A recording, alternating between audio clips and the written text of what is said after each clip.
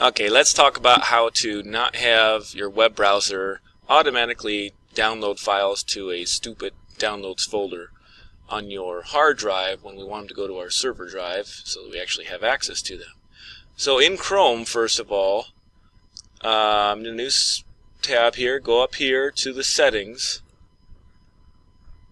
click on settings, and all these settings here, you need to go down and hit advanced, scroll down, and there will be downloads. Right now it's set to go automatically to there. You don't have a choice in the matter.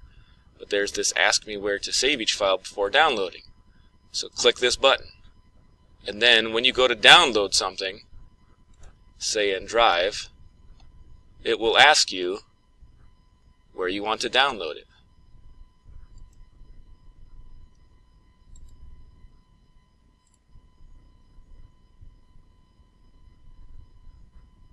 Ta-da! And then you can go into your Inventor folder, random ID, and so on. Okay, so that's how you do that. Now if you're using Microsoft Edge, here are the steps. First of all, close Edge, and then follow the steps for how to do it in Chrome.